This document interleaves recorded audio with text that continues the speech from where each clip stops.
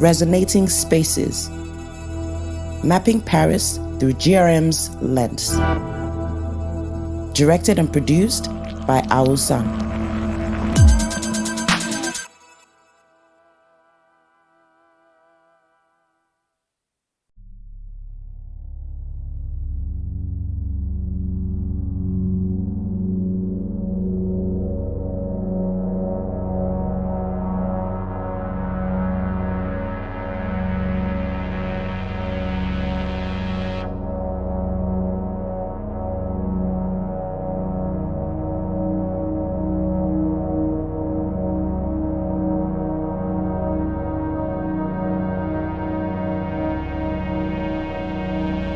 I'm Aho Ssan.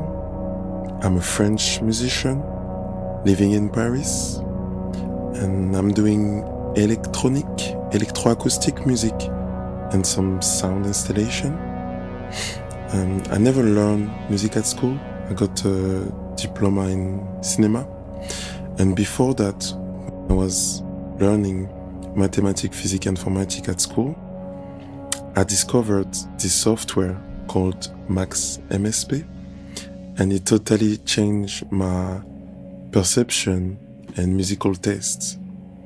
I was so fascinated by a lot of abstract musician, and I was trying to understand what was behind their music and how they were using this software to do their music. So I discovered music from artists like Oliardon, Otaker, Fenez, and I also discovered GRM artists and concrete music more deeply. And since then, I'm super fascinated about this place because I think he has this really special place in the French landscape, cultural landscape. We have a strong Minister of Culture and a lot of crazy places as museum, and but GRM is really special. It's part of this huge institution called INA, where you have the radio, the national radio, and also the national television and the archive. So it puts GRM in a really unique position in our musical institution.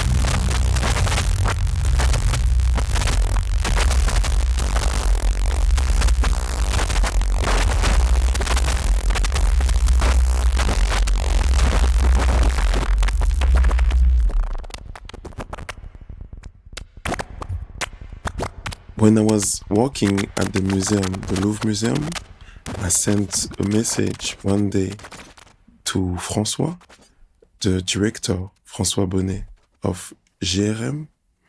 I sent him an email the morning, and totally crazy, I saw him the same day at the Louvre. So I came to him, explained to him that I just sent him an email this morning. And I would love to have, his opinion about my music. At this moment, I just released my first album called Simulacrum. And just after that, I was able to visit the GRM studio and learn more about this institution. So I've been working with and at GRM since 2004-5, and it's been a long journey.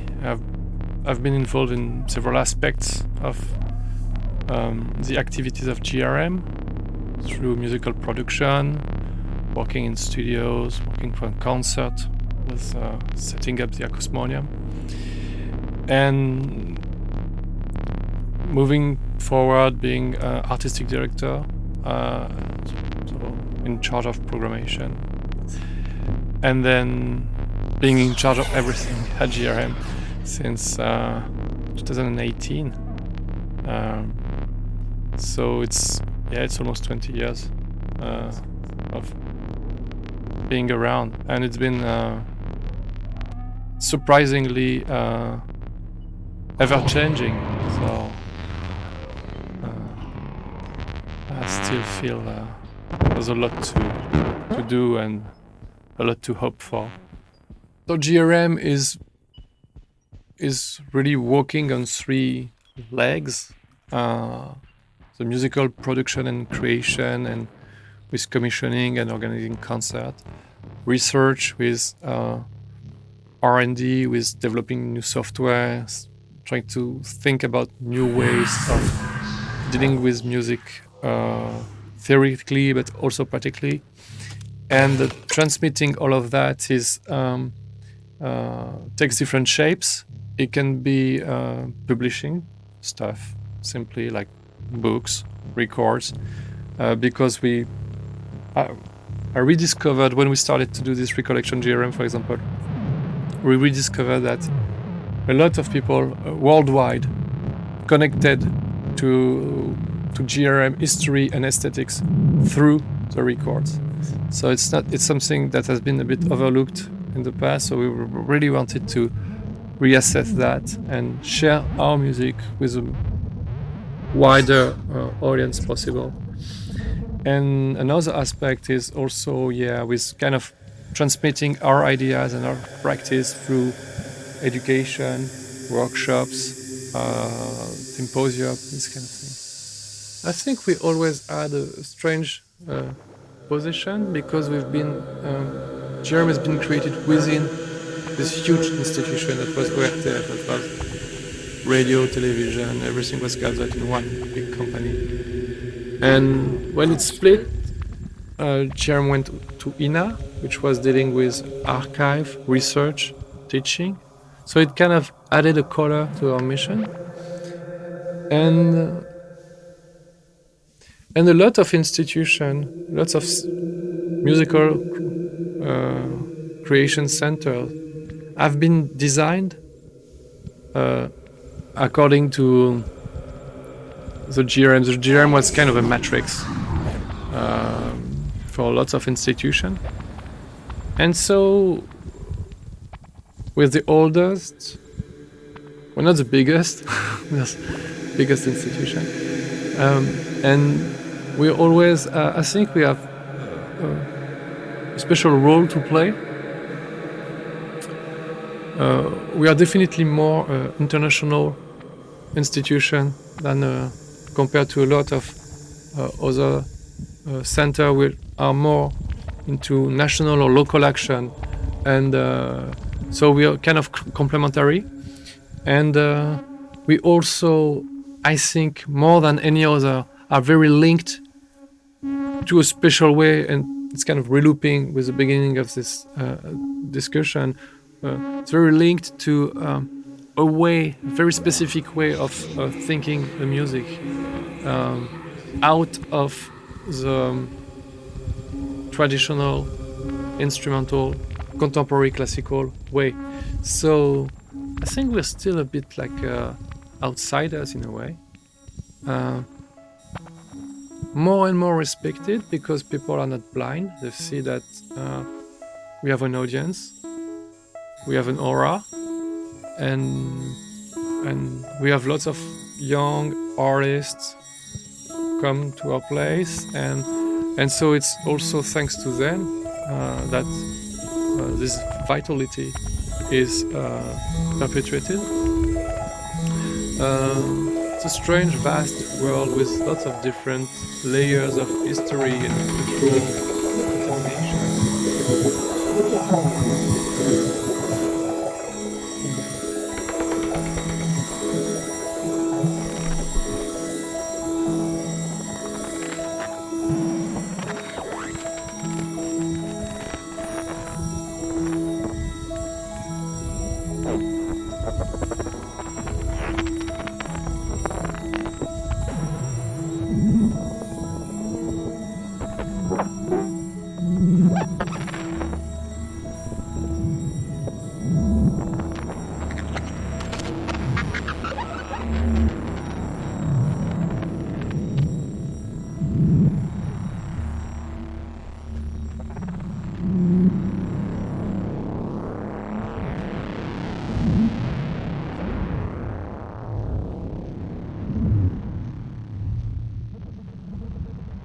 I'm born in Paris, but I moved to the suburbs when I was 6. I always had this feeling that Paris was almost like a, postcard.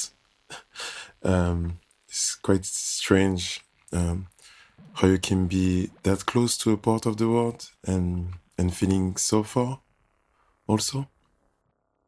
But it was before I really experienced the city when I came back studying design and cinema.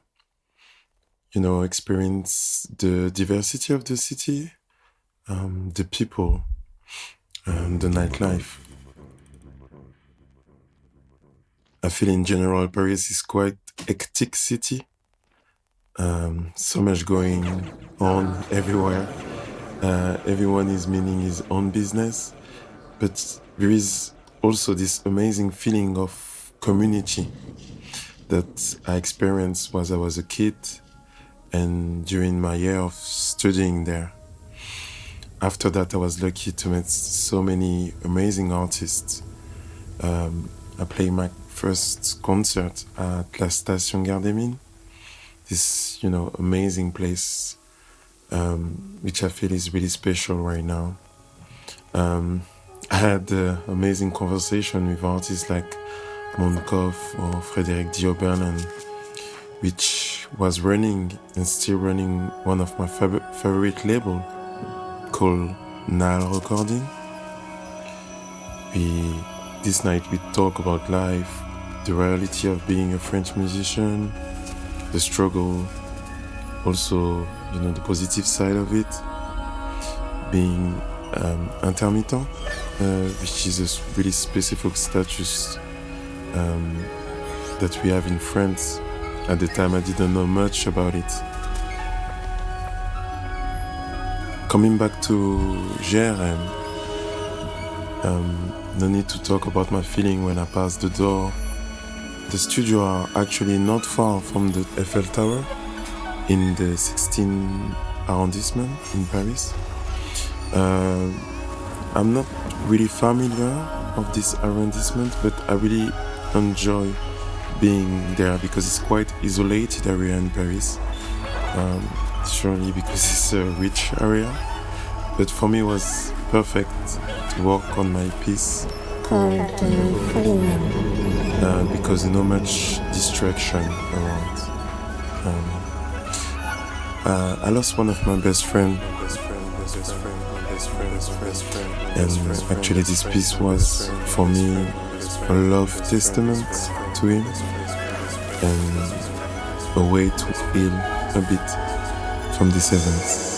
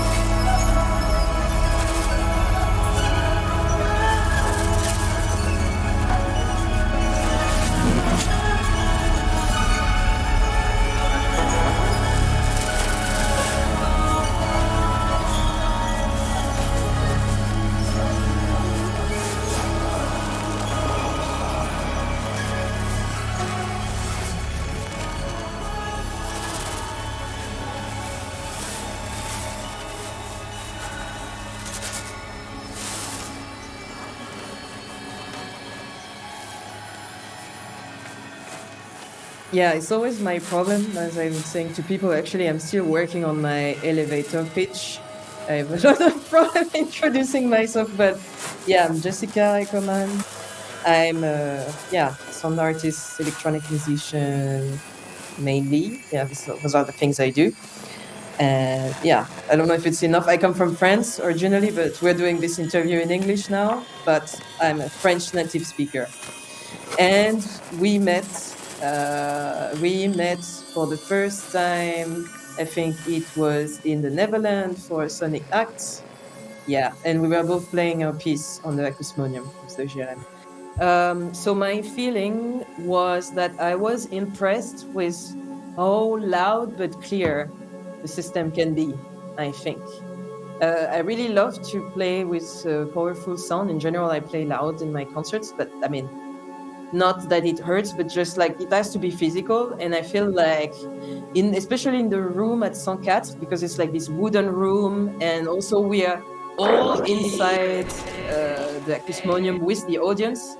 It felt like I was also the audience, so we're listening together. I don't know, it was really, really beautiful setup and really special, I think. Yeah, there's a little bit something old-fashioned to it in the sense of like, you know, when they do the diffusion of like all the GRM heads. Yes, they do it this way. So yeah, it was fun. There's a archaeological aspects to what I've done. Yeah. Especially, it was really interesting actually in the studio to see that they had tapes. And I saw tapes, you know, because I'm working with Maxime SP, and I saw this tape, and I'm like, wow. And actually, François told me, yeah, some composers still do that. I never heard about any electroacoustic composer in Germany working with tapes, unless people have like specific reason for working with tapes, right? But from what he told me, apparently some people in France are still working the old way and really doing like tape editing, yeah. Which also made me think, you know, like this is how things started, and actually was physical gesture. This is what you find afterward in digital software, like cutting, etc.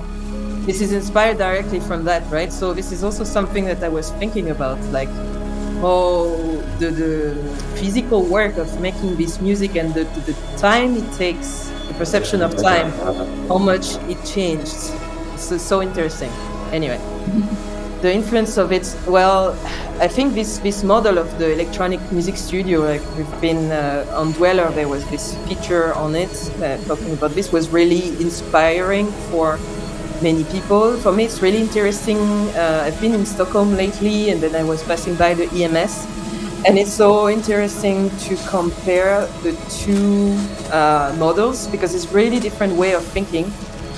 And I'm still interested in this model of the electronic music studio, among else because I was reading at some point during the pandemic, actually, Mark Fisher, Capitalism, Realism.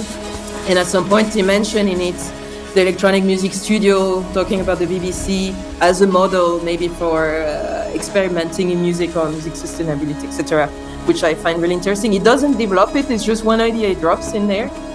But I thought it was really interesting. And then digging more into the EMS, also like this researcher, Sane Groth, I don't know how to say her name.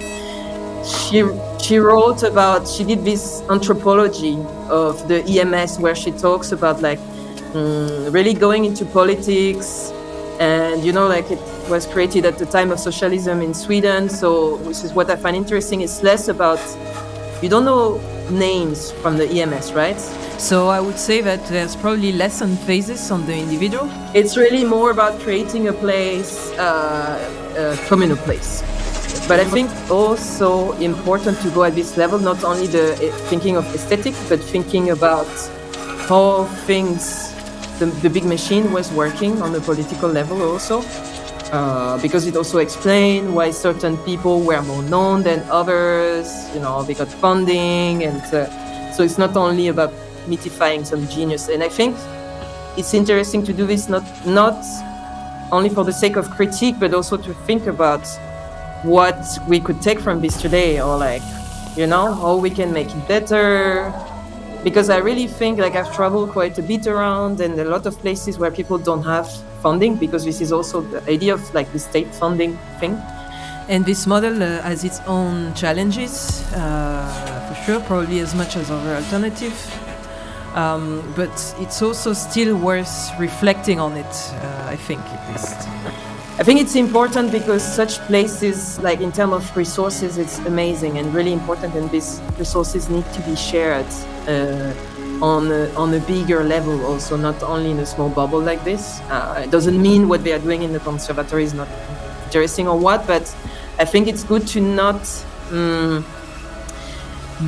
do conservation exactly like the sound from before, because I've seen in some places some people really do like pure electro-acoustic music, but almost in a cliche way somehow. Like I think the best homage you can do to this is like continuing experimenting, because this was the spirit of what they were doing at the beginning. And for this you need to open it up to other type of profiles, music, etc., and see what they can do with it.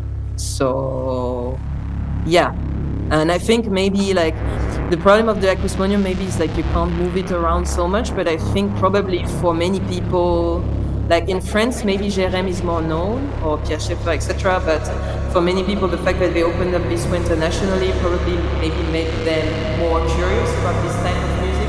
It's possible to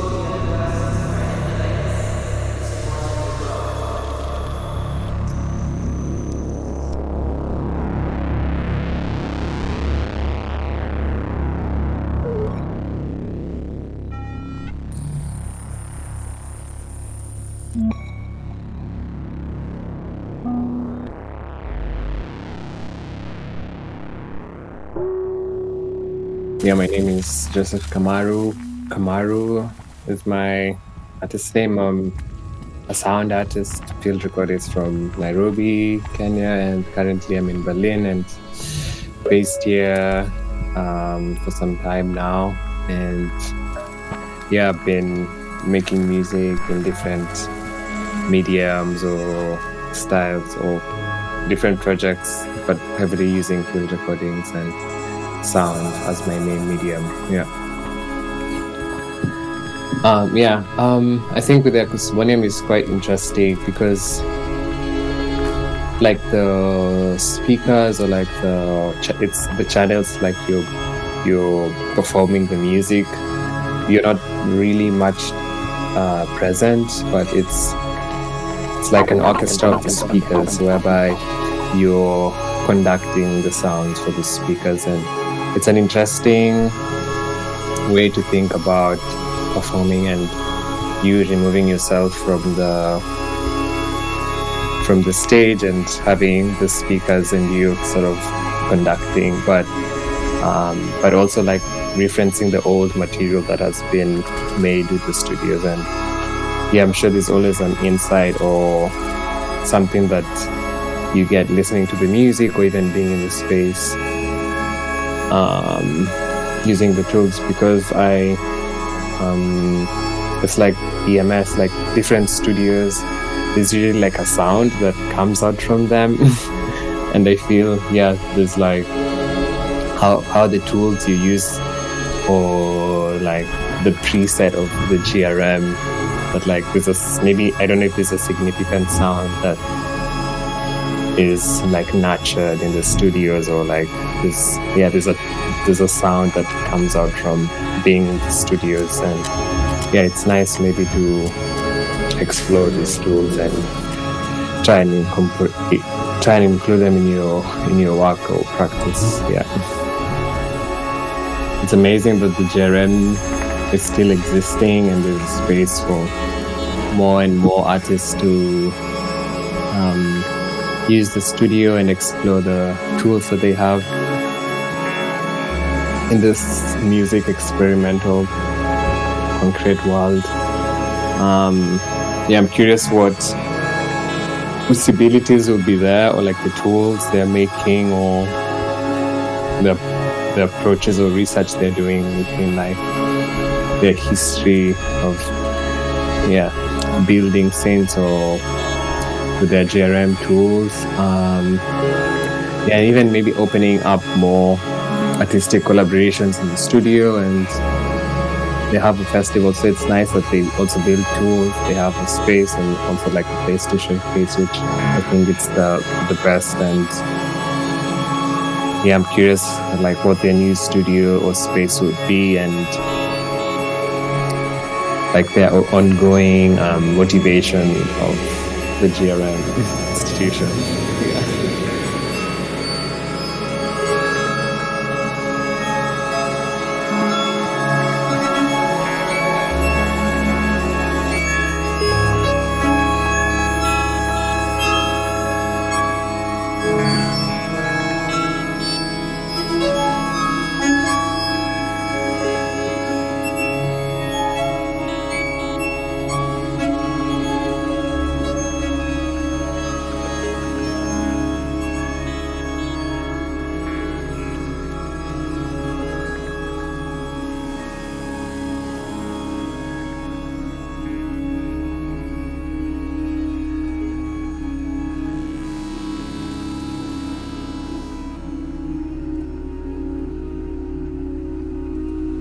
Recently, I went to Amsterdam for 3 weeks residency with Etem and Dekmantel Festival.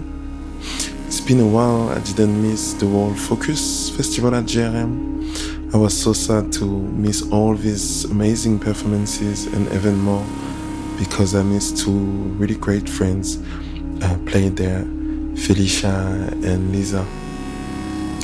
When I came back, it was really a strange time. Politically, the far-right party were really close to get the power in France. And the week before the election, they were talking about how they will change the whole Ministry of Culture in France. And so I really think that we have to be careful and don't take places as GRM for granted. 2 years ago, when I went to Austria, I played this festival called Music Protocol, and same thing were happening there.